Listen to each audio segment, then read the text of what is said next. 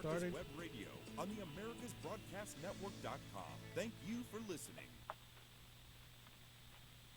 Hey, I feel all right now. Hey, I feel all right now. Do you feel like I do right now? Do you feel like I do right now? Motivated, Motivated, sky high, sky high, rock steady, rock steady. Oh yeah, Oh yeah, I can do it. I can do it. You can do it. You can do it. Hey, yeah. Hey, yeah. Oh man. Oh man. Okay, that can only mean one thing.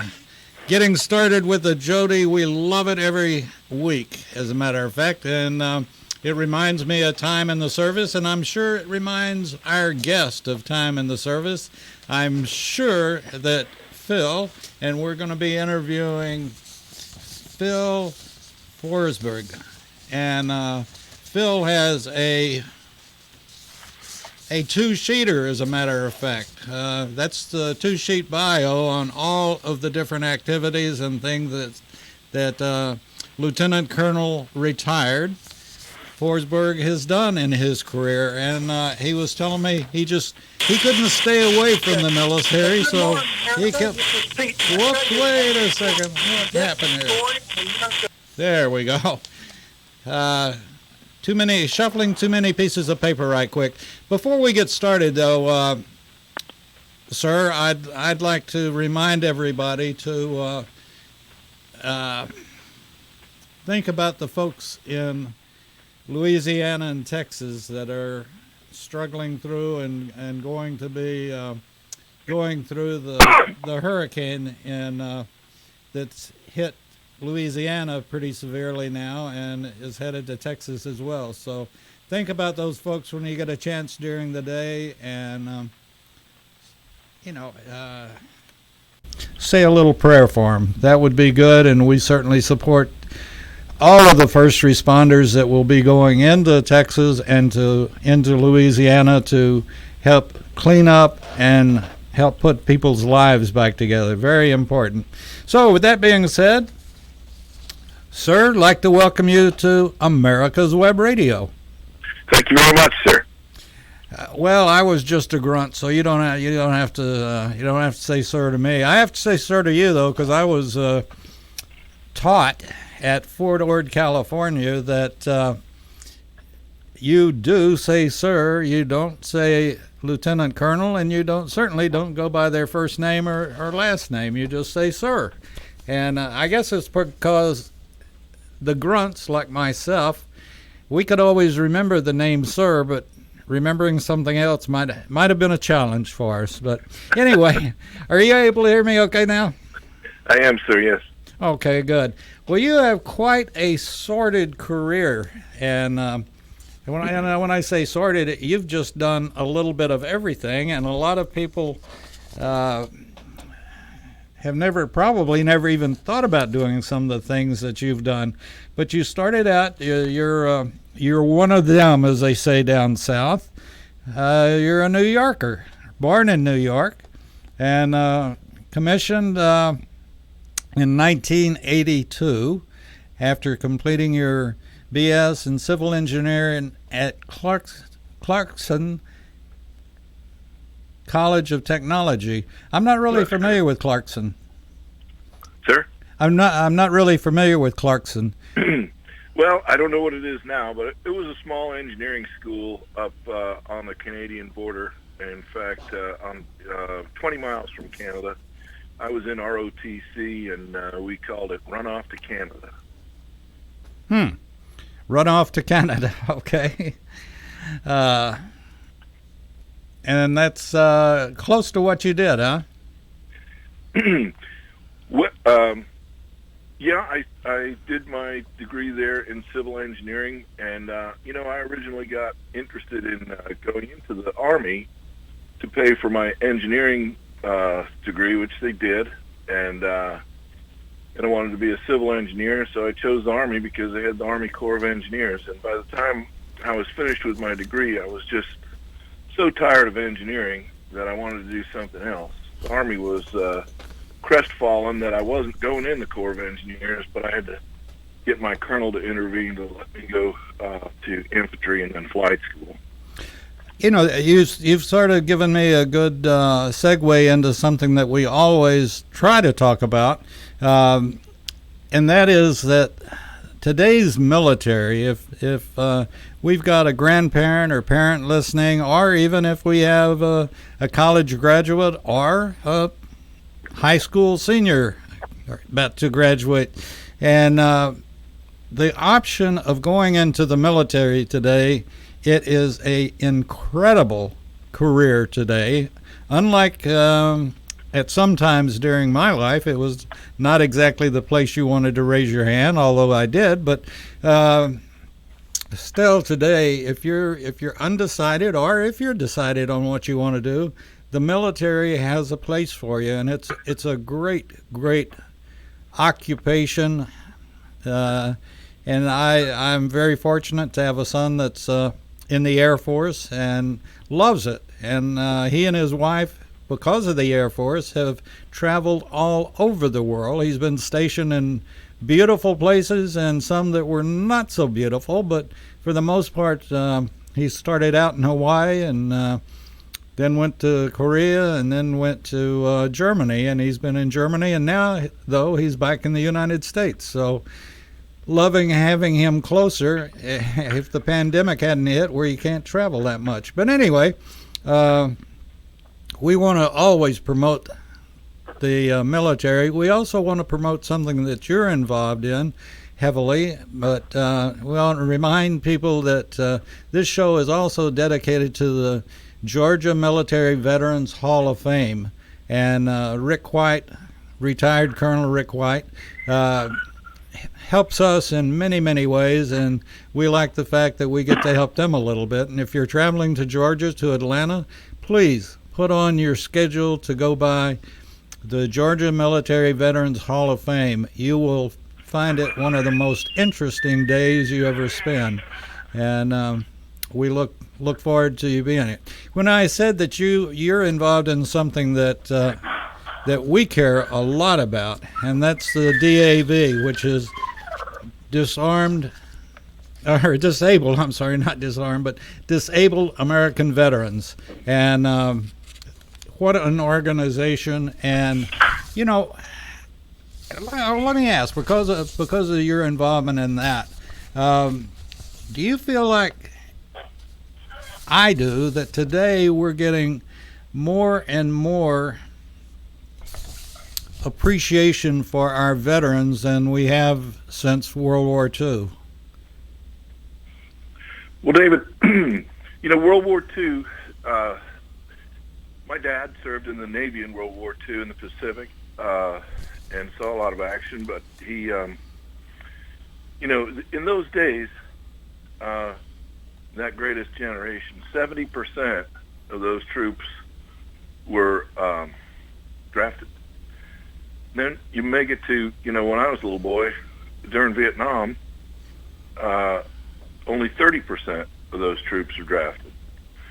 So I don't know which is the greatest generation, but then again, we go to today, and we have an all-volunteer force, and not one of those folks is drafted. And, if that's the kind of country we want to have, the greatest country in the world that's, got to have the greatest defense in the world, then we have to pay what the going rate is for young men and women to go in and serve. And part of that is pay, and part of that is benefits. And one of the benefits that our country has put into law for our veterans is the benefits they get from the Department of Veterans Affairs. And it's a bureaucracy, and the people there are doing the best they can, but it's sometimes very difficult and frustrating for veterans to get the benefits that they've earned. And so I've dedicated a great deal of time to working with veterans to get them the benefits that they've earned, and explain the process to them, and help them file for their benefits.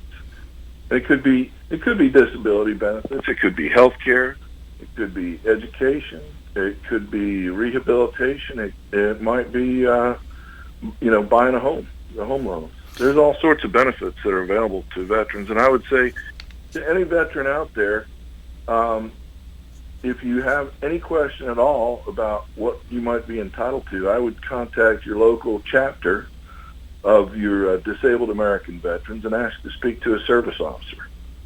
You know, one area that have gotten familiar with over the last few months, and that you, as you were going through the list of things, that's also the fact of the military, and if you're a veteran, they have funeral benefits and burial benefits as well. And we've gotten quite familiar with them in the last couple of months, and a lot of families don't realize that if you served during wartime, particularly, then you are eligible for a number of different burial benefits.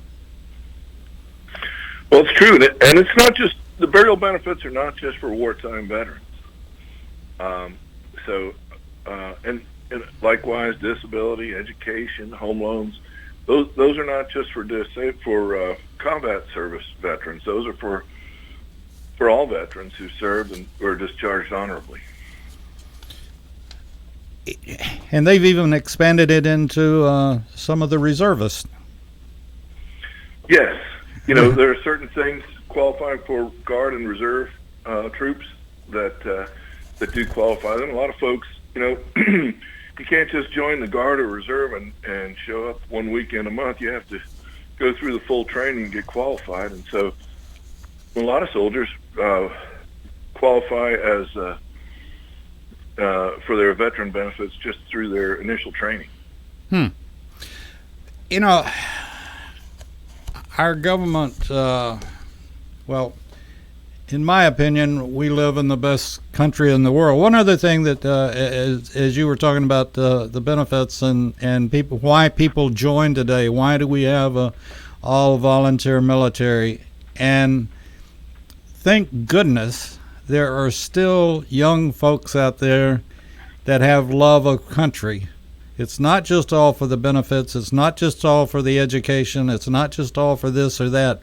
But there is still a pride in the United States. And we saw a portion of this during 9/11. And I know that as far as my son that's in the Air Force is concerned, he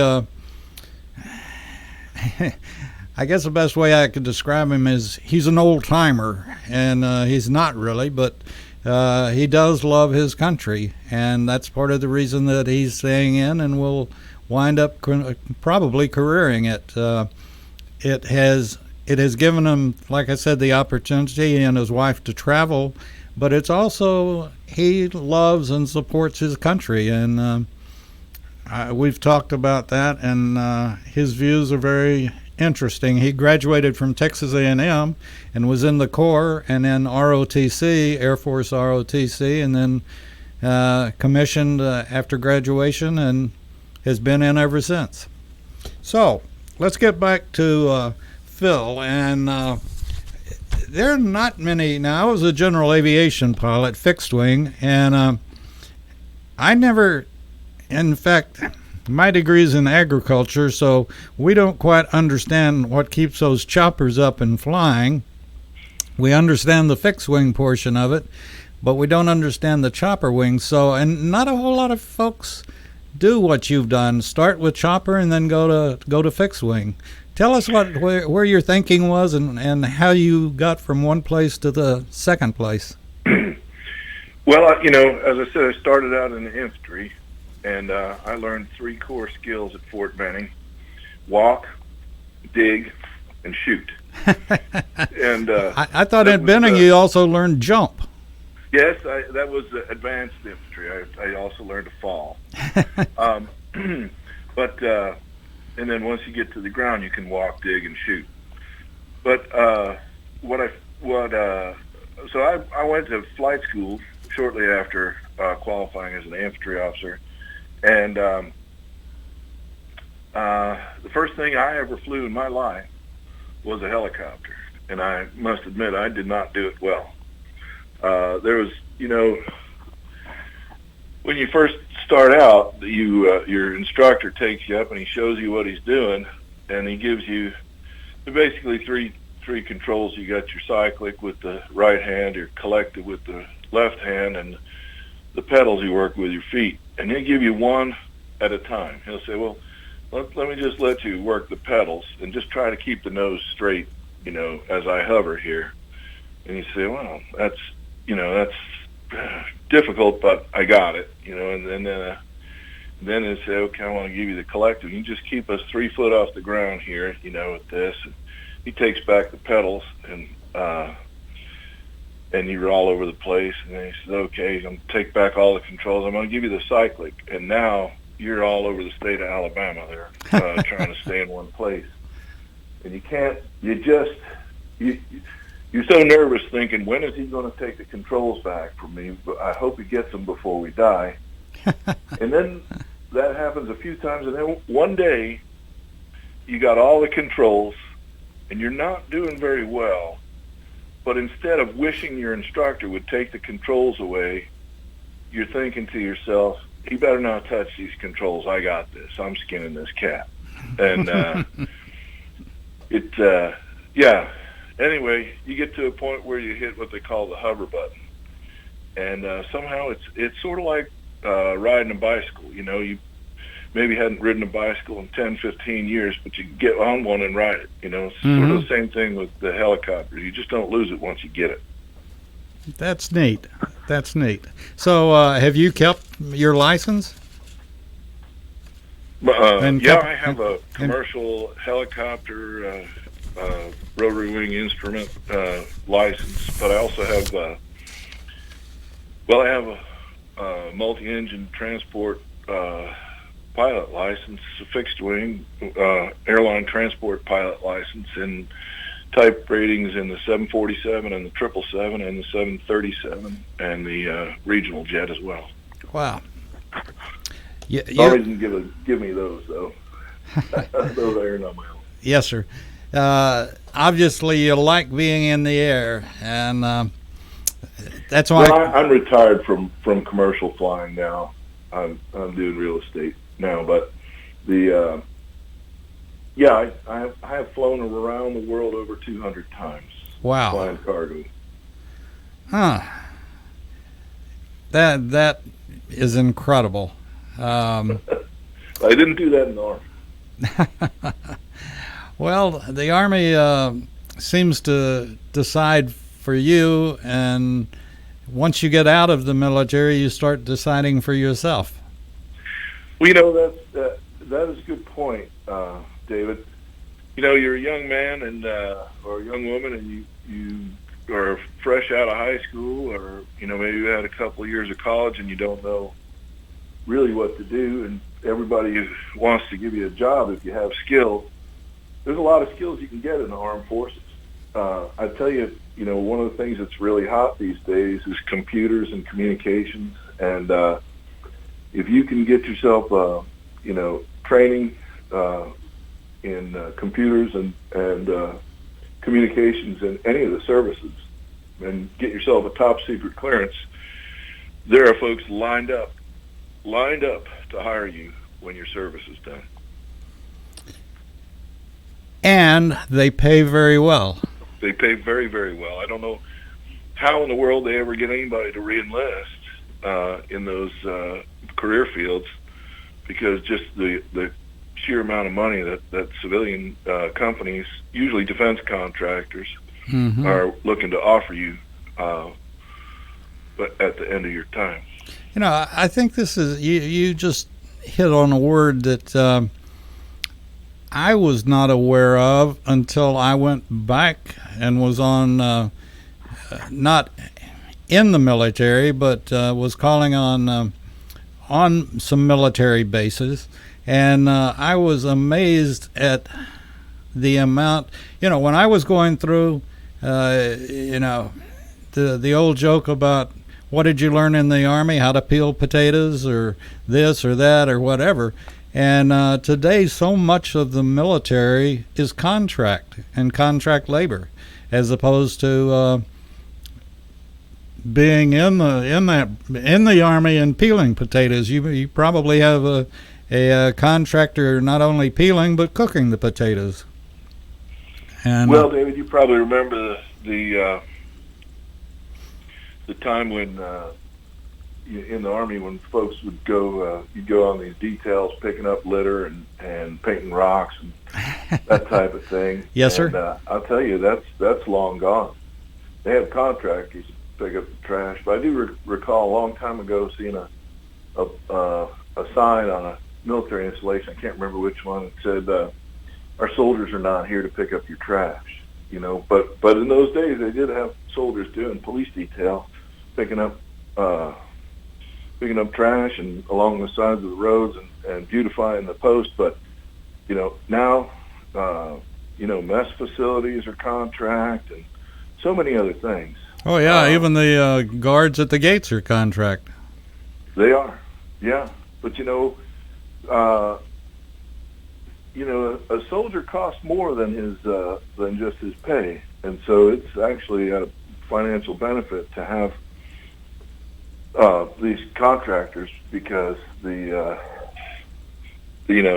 soldiers' cost to the government is a great deal more than just their pay. Oh, well, if you take your situation, your experience in the military, learning to fly both fixed wing and helicopters, how much do you think the government put into Phil before he finally retired?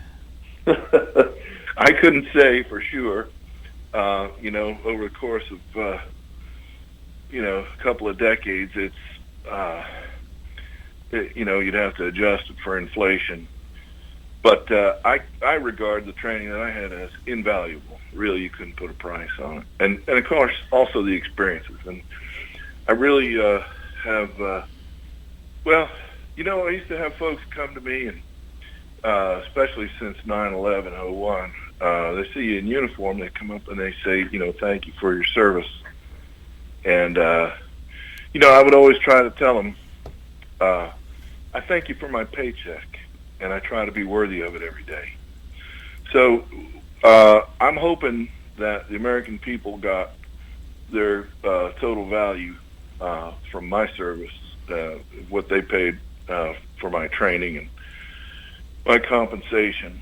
I hope they think it was a good value.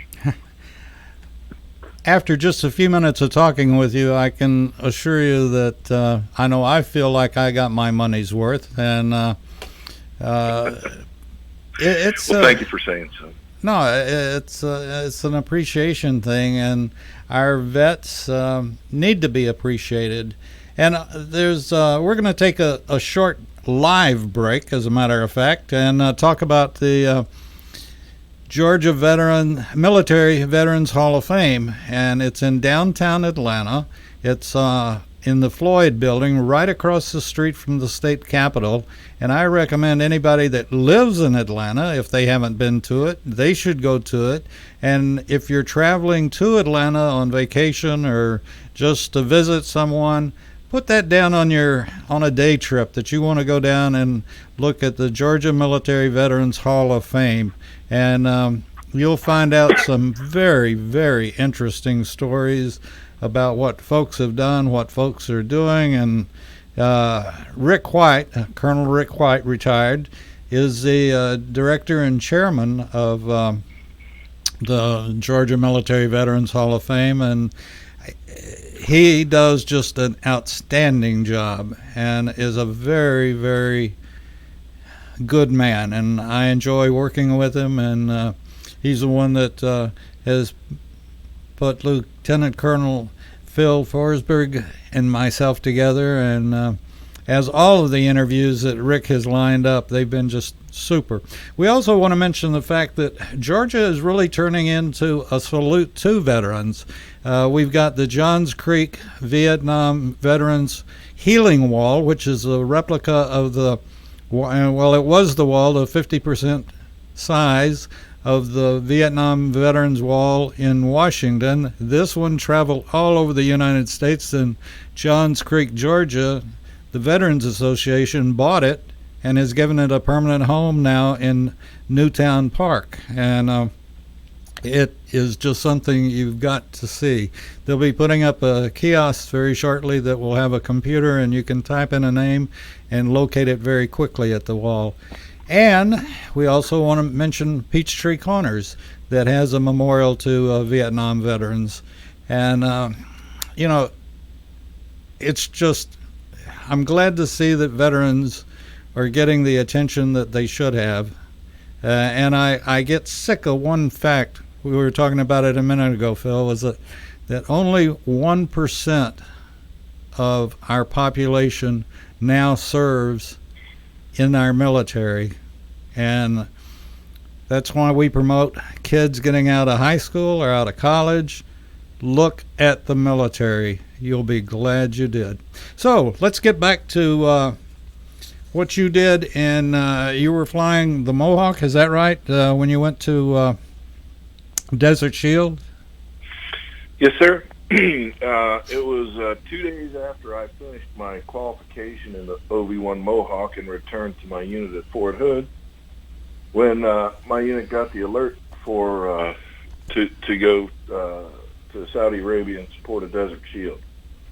And so I got my unit checked out in the Mohawk, actually in country. I did not deploy one of the airplanes across the Atlantic to get there. I took the main body of our company and set up our base of operations there. But then once the aircraft arrived, I checked out, and I was actually flying in the air when it went from being Desert Shield to Desert Storm, and therefore I was the first Army aviator to log combat time in the OV-1 Mohawk since Vietnam. Fort Hood, which I'm familiar with, but I didn't realize that it had any training, aviation training at all. When I was there, it was strictly tanks and APCs. And well, I have aviation units there. When I was there, we had 2 divisions and 5 separate brigades and the Corps headquarters. And there's quite a bit of aviation. There's both fixed and rotary wing aviation. Of course, being Army, it's mostly rotary wing. But no, my training was in the airframe at Fort Rucker, Alabama, and then I did train in the systems at Fort Huachuca. And I guess what I'm saying is, I went to both those stations, and when I returned to my unit at Fort Hood, it was 2 days before we got our alert. Tell us a little bit about the Mohawk for people that don't know, and its capabilities and what it's primarily used for. Well, it's an interesting aircraft. It's the only Army aircraft that Grumman Aerospace ever built. They built a lot for the Navy, but they built this one for the Army. It was supposed to be Army and Marine Corps, and it was supposed to be a carrier-based aircraft, but something political happened in the development of the aircraft, and the Marines backed out. They eventually went with the OV-10 Bronco, but the OV-1 Mohawk. There were actually 2 National Guard units that had the Mohawk. One here in Georgia at Dobbins, and the other in the Oregon Guard up in, I think, Salem, Oregon. But the Mohawk was a twin-engine turboprop, side-by-side, big bubble canopy. OV stands for observation airplane, and the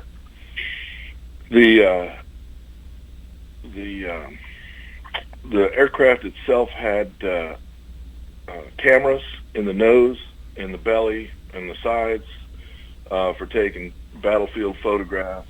It had hard points on the wings for you could drop 500-pound bombs, you could shoot rocket pods or 50 cal pods.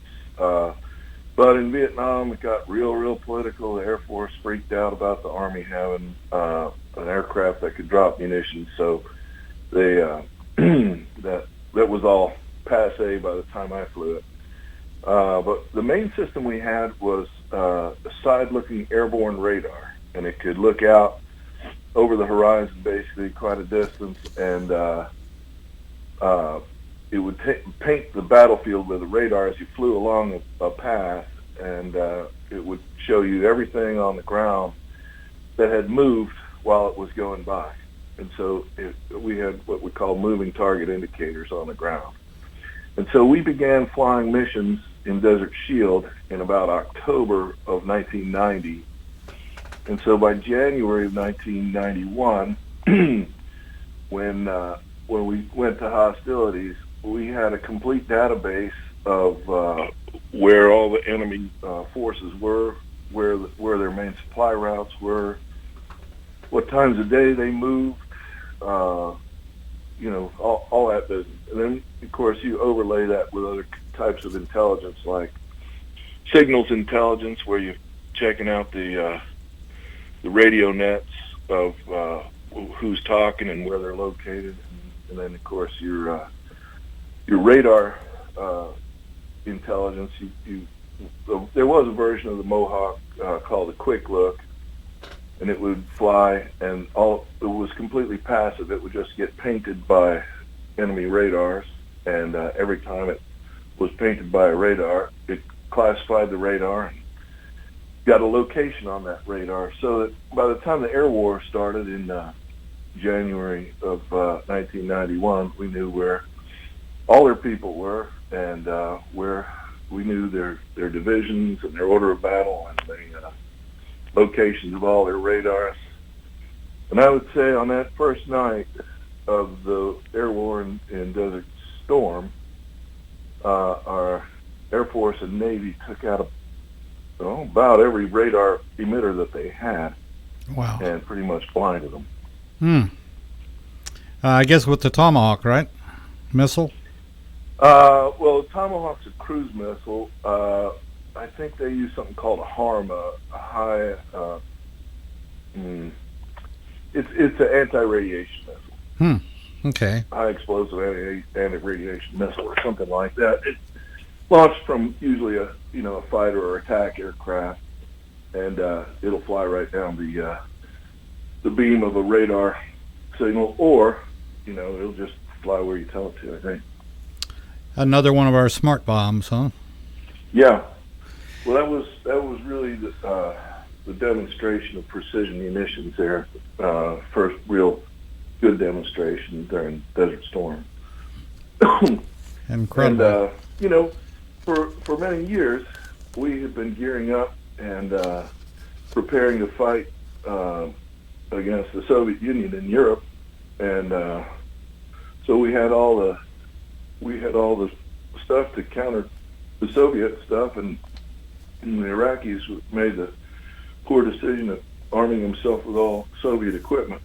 So, and in the desert there, there's really no trees, and so it was kind of like fighting a war on a blackboard. Interesting correlation. You bring up the Russians, basically, and of course we're looking at the Chinese today. They seem to copy everything that we have. Is there anything? Are they flying something similar to the Mohawk? Most of the missions of the Mohawk these days are being fulfilled by unmanned aircraft. Okay, the drones. Yeah, it wouldn't have happened if we had a union. Okay, won't go there, but I understand what you're saying. So from there you went to the fixed wing, and what all did you fly besides the 172 while you were learning? I'm sure, but what else did you wind up flying?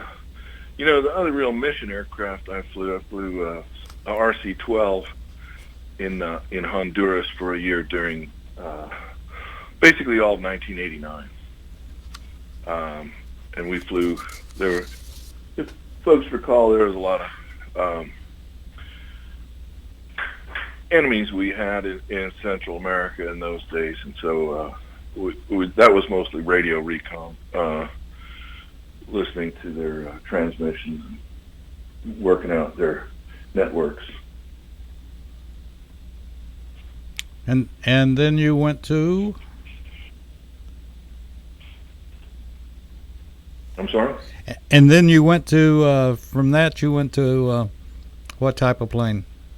Well, when I finished in Honduras, I went back to Fort Hood, where I had already spent 4 years at Fort Hood. It was early on in my career in attack helicopters, but I came back to Fort Hood after Honduras to fly the OV-1 Mohawk. And, of course, and after Desert Storm, they were looking for to downsize all our forces, and they offered me a great deal of money to quit, and so I did. I quit the Army for my first time, but not the last time I quit. I actually quit the Army 3 times in my career, so I have 4 DD-214s. And a lot of folks don't know what those are, but that's your honorable discharge papers. It is. It's a summary of your service, and when you're discharged, they give you a DD-214. DD stands for Department of Defense. So no matter what service you may have served in, your document that documents your service is your DD-214. And if there are veterans out there considering filing for any kind of benefits through the VA, it's helpful if you can go find your DD-214 or contact archives.gov, and there's instructions on there to request your military records. I think I've got a DD-256, something like that they used. This was in 74, 75 for reservists, which is the same as a DD-214, but it was just a reserve thing. Yeah, I'm not familiar with that. Anyway, it doesn't make any difference. They let me out, and they said I was honorable, and they have definitely renamed me, though, and that's Vietnam Veteran, or Vietnam Era, and that's ERROR, Veteran, and I will admit I was probably a big era then. But anyway, so, okay, back to you went from rotary to fixed wing, and then after you retired the third time, you've had a career in civilian flying, right? I did. When for a period I was in the Guard and Reserve and just part-time in it, and from in the 90s basically up until about 2006, I flew passengers for a airline called Atlantic Coast Airlines. It's not anymore. It went out of business. Yeah, so I flew passengers out of Washington, Dulles, and then later Chicago, and I really enjoyed that. And then that went out of business. I mobilized in the Army Reserve and went to Fort Rucker to work policy on unmanned aircraft for a while. And then I quit again, and I went to got myself a job flying cargo in 747s, some very, very, very old equipment, and then after just qualifying in the 747, I only had 2 flights in the actual airplane when I got orders back for 3 years in D.C. on the Army staff. So I went and did that. I finally had my 20 years. Over the course of 29 years, I put together a little over 20 years active duty, and I retired and went back to my cargo outfit. And instead of 747s, at the time I bought these brand new shiny Boeing 777 freighters, and that's probably the one aircraft I have more time in than any other. Close to 5,000 hours, I guess. Wow. That's a lot of flying.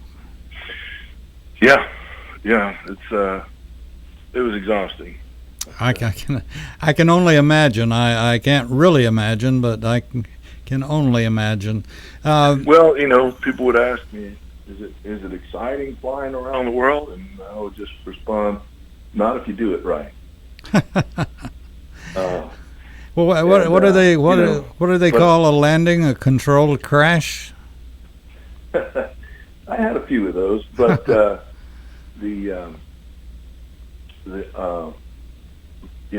flying that cargo, I can't tell you how dull it is to stare at the Pacific Ocean for 9 hours. And it wouldn't even speak to you, would it? The cargo. No. You brought up something else that you said that you went back and worked with. Are we going to come to a push-button drone military, or do you still feel like that the human touch is going to be mandatory no matter what the circumstance is? That, yes, drones can do some things, and even the best pilot sitting in Florida watching his plane in Iraq, or his drone in Iraq, can still, it's still not the same. It's great to have technology. It's great to have helps. It's great to have tools in your toolbox. But in the end, somebody's got to do it. Somebody's got to occupy the ground. And, all these tools, they're really helps for mankind, but they don't replace. And, I'm reminded of a quote from my biggest military hero was William Tecumseh Sherman, and he wrote at the end of his memoirs, he wrote, "Any attempt to make warfare safe or easy will end in humiliation and disaster." So I will tell you, you can make it easier, but you won't be able to make it easy or safe. There's always going to be some risk. I guess in many, many ways, the drone can take the picture, but it can't interpret the picture. And whereas if you've flown into a situation, you may be taking pictures right and left and up and down, but you're still there. And I don't know, when you went back for your briefings, if you put your 2 cents worth in, or maybe your dollar into the conversation after the pictures had been taken. And I don't even know if that makes any sense or not, but yeah, you can have all the help in the world, but somebody's got to analyze what you're looking at. And it's sort of one of those been there, done that. If you're the one that's pushing the button to take the picture, you're also seeing the picture at the same time, in many cases. Yeah, I think it was Yogi Berra that said, "You can see a lot by looking." That certainly sounds like something that he would say, with no question about it. I love it. And something about a fat lady singing, too. But anyway, what else? What would you... Oh, one question I always ask, and certainly with your involvement in the DAV and your involvement with other veterans, can you name one, or have you ever met a veteran that can tell only one story? I'm sorry, say that again? Okay, have you ever met, or do you know a veteran that can tell only one story, or only has one story to tell? No, there's not. There's, I would say, the more you've seen, the more, one story leads into the next. You'd have to have a pretty short career to just have the one story. And you can ask my wife; she'll tell you I tell the same story over and over again to people who've already heard it. Well, I kid about it, but I love sitting around the table with a number of veterans, and then at some point it becomes you may have been shot at 100 times, but I was shot at 200 times, and I know where that was in Vietnam, but we were just down the road from you. In fact, we're the ones that bailed you out. But, it's a wonderful experience. And every grandchild should be able to sit, or hopefully will get to sit on their grandfather's knee and listen to his stories about, well, when I was in the service, I did, and at the same time, I seldom hear or talk to veterans that aren't humble about their service, and they may have gone through hell and back like Audie Murphy, but at the same time, they say, "Oh shucks, anybody would have done that." Well, David, the opposite of humility is pride. And, pride is all about being selfish and self-centered. And the very nature of service is being selfless. So if you're going to be a good soldier, you've got to have a great deal of humility. You've got to be able to put others ahead of yourself. And, the very idea of an Army is that you work as part of a team, and the glory doesn't go to individuals.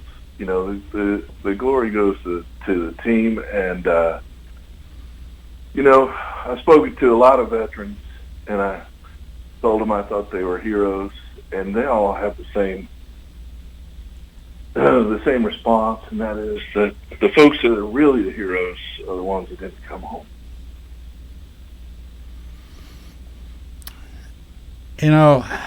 The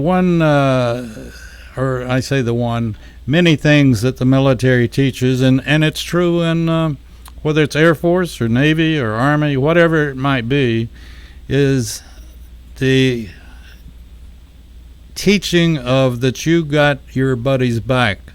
And that could be in the air, on the ground, wherever it might be. And the discipline of trusting the guy in front of you and the guy behind you. And it's all, the older I get, I will have not really flashbacks, but just thoughts of when I was going through AIT or basic, and here I was, a college graduate, going through basic, and why in the world are we doing this?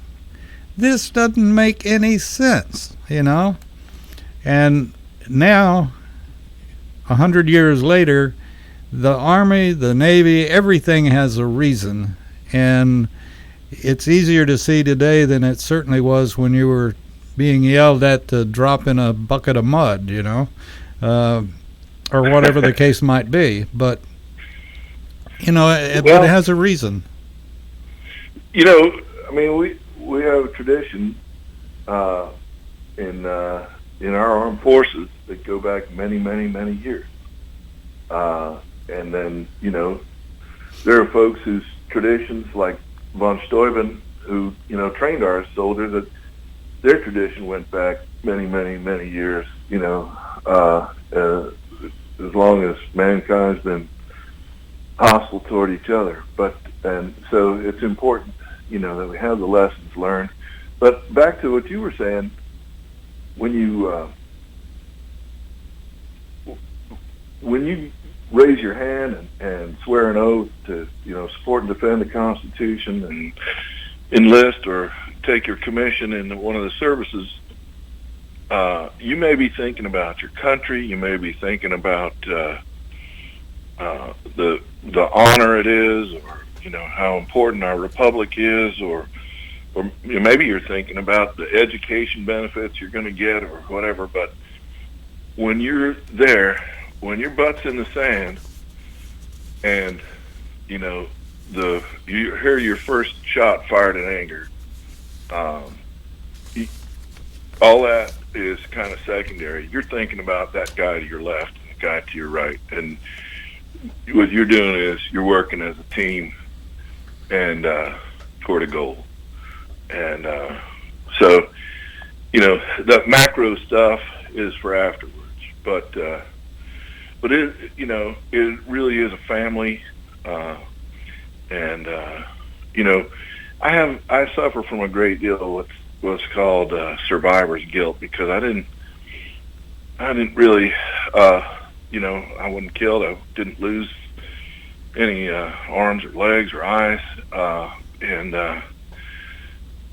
toward the end, when I was an old goat and I kept volunteering to go to Iraq or Afghanistan, they just kept putting me on staff there, and I wound up with a lot of this survivor's guilt.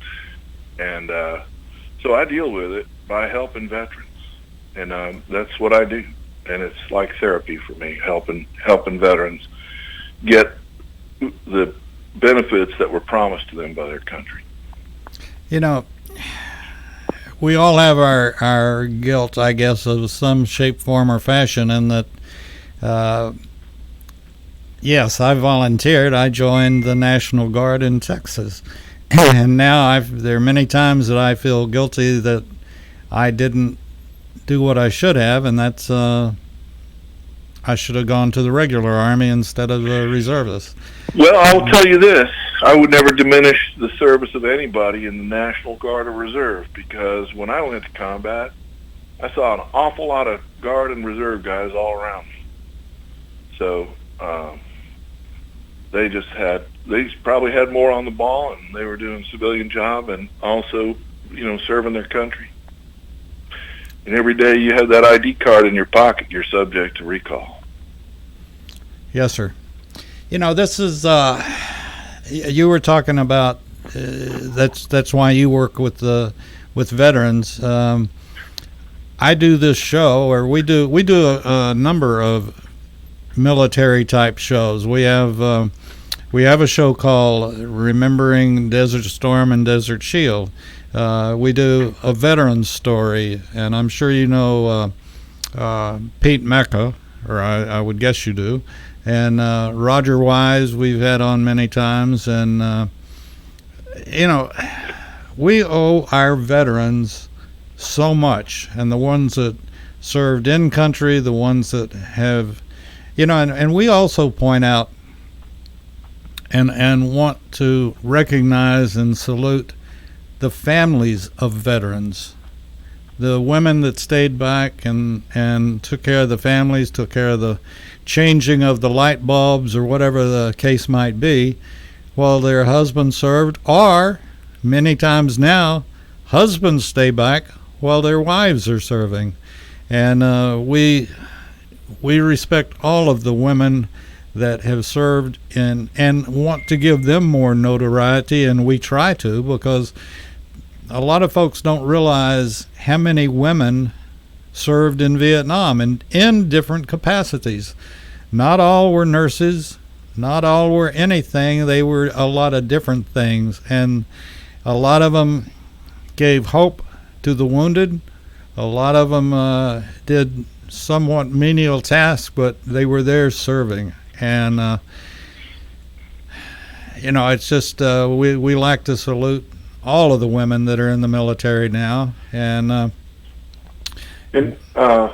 yes, I agree with that. And and just on the topic of nurses, I have nothing but the highest respect for the nurses that I met in the service, from all branches. They're fantastic people. I know not all the women that served in Vietnam were nurses, but it sure is a noble calling. Oh, absolutely. And one other thing that I always do on this show, and I've only known a couple, but I have all the respect in the world for the dust-off pilots. What they did in Vietnam was beyond heroic, and they saved so many lives and put themselves in harm's way, and they are the epitome of the scripture. No greater love hath man than to lay down his life for a friend. And the dust-off pilots, and many times the nurses jumped on the dust-off to go with them to pick up whoever and whatever in whatever situation. And they were, everybody thinks of the MASH unit and MASH itself, but as we've had Donna Rowe on, we've had many nurses on now, and you know, it's just, when you're there, it's a whole different world. And you're talking about you having, it bothers me that I didn't serve like I should have, but I can't go back now, and I can't understand why, but they don't want somebody my age back in. It's a young man's game. Yeah, but you know, we've been talking with Lieutenant Colonel Philip Forsberg. Am I saying your last name right, Forsberg? Yeah. Okay. That's all good. Um, My time in the Army, I've heard it called all sorts of things. well, you can get that, and I had a few officers call me some things that I can't say, but that's okay too. That's where I learned to say sir, and it was very.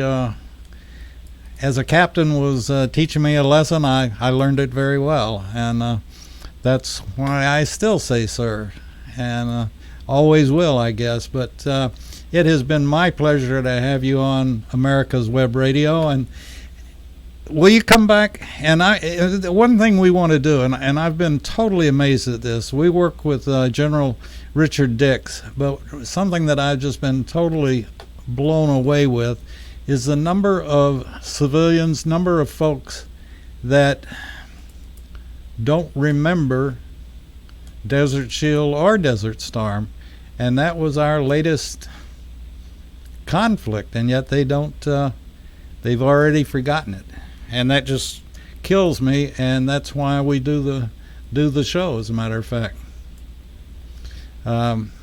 So will you come back and be with us again and talk more about what you did in Iraq and in Desert Shield and Desert Storm? Absolutely. That would be my pleasure. Great.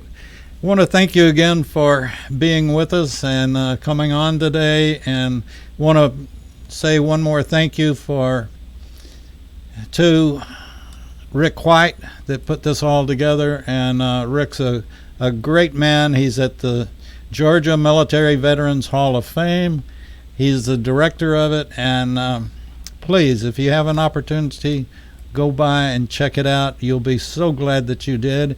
And the Floyd Building has a pretty good cafeteria too, so you can go in and make it a whole day and take your family to lunch and just read all about our Georgian heroes, and there are so many of them. So with that being said, again, Philip, thank you, and we will be talking to you soon about when you're going to come back. Thanks so much, David. Take care. You've been listening to America's Web Radio, and we appreciate you tuning in today. And we'll have more on. We have healthcare insight coming up shortly, and want you to stay tuned, and we'll be back with You're more. listening to America's Web Radio on the AmericasBroadcastNetwork.com. Thank you for listening.